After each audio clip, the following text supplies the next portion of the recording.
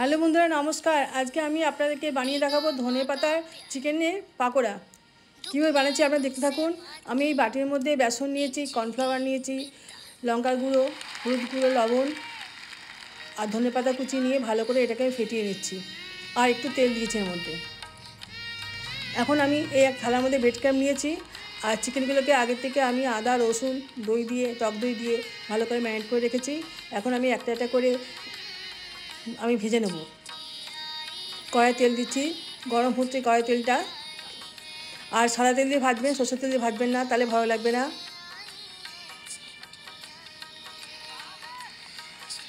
আর তেলটা একটু বেশি করে দেবেন, তাহলে ভাজাগুলো ভালো হবে। এই চিকেনটা আমি এই বেসনের মধ্যে ডুবিয়ে নিচ্ছি। ডুবিয়ে নিয়ে ব্রেড ক্রাম্বের সঙ্গে এটাকে আমি ভালো করে কোট করে নিচ্ছি।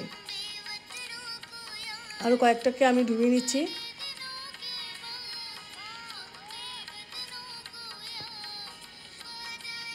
এখন ব্রেড ক্রাম্বের সঙ্গে কোট করে নিচ্ছি। কোট করে নিয়ে আমি গরম তেলের মধ্যে ছেড়ে দেবো।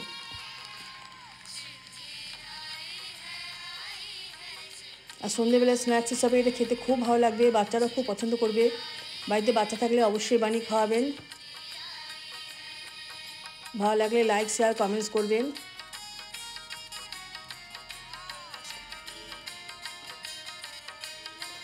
একটা সাবস্ক্রাইব করবেন।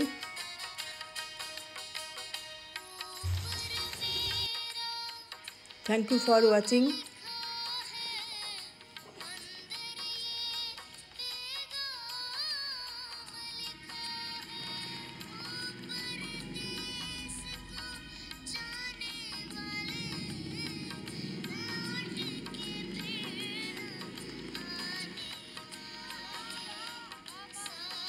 আর এর সঙ্গে আপনার ধনে পাতার চাটনি, টমেটোর চাটনি দিয়েও খেতে পারবেন, খুব ভালো লাগবে।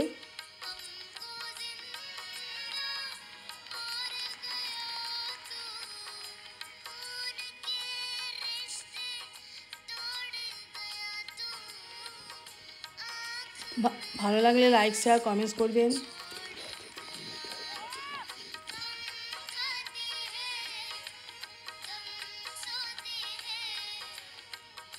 আমি ভাজা হয়ে গেছে আমার এই চিকেনগুলো, আমি এখন তুলে নিচ্ছি। আরও কিছু ছেড়ে দিলাম এর মধ্যে।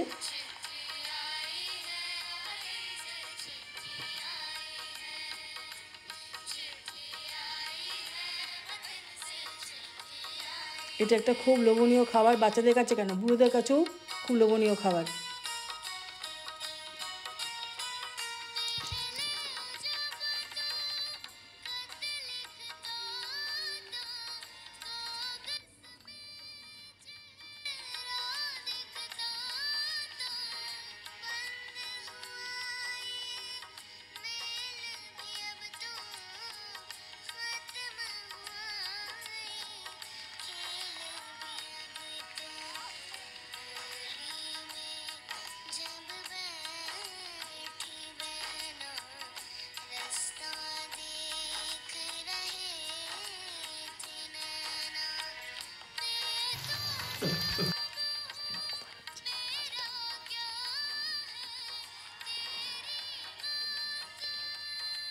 এগুলো ভাজা হয়ে গেল, আমি একটা একটা করে তুলে নিচ্ছি।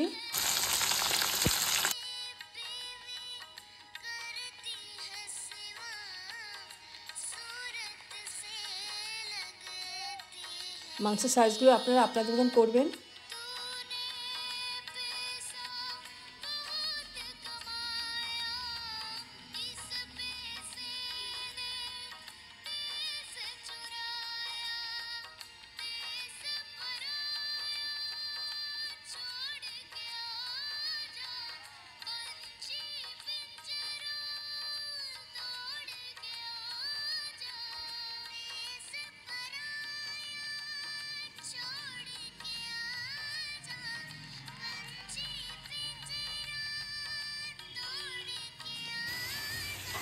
আমার চিকেনগুলো ভাজা হয়ে গেছে।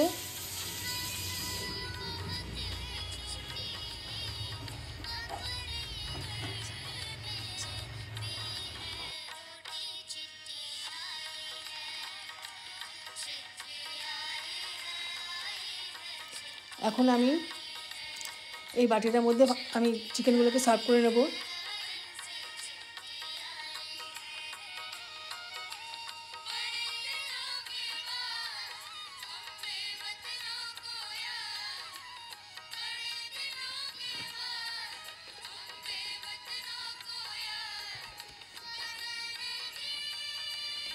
আমি টিস্যু পেপারের উপর রেখেছি, তাহলে মাংস থেকে যে তেলটা বেরোচ্ছে সেটাকে টেনে নেবে। যদি আপনাদের ভালো লাগে লাইক শেয়ার কমেন্ট করবেন, আর আমাদের চ্যানেল সাবস্ক্রাইব করা না থাকলে অবশ্যই সাবস্ক্রাইব করবেন। Thank you for watching.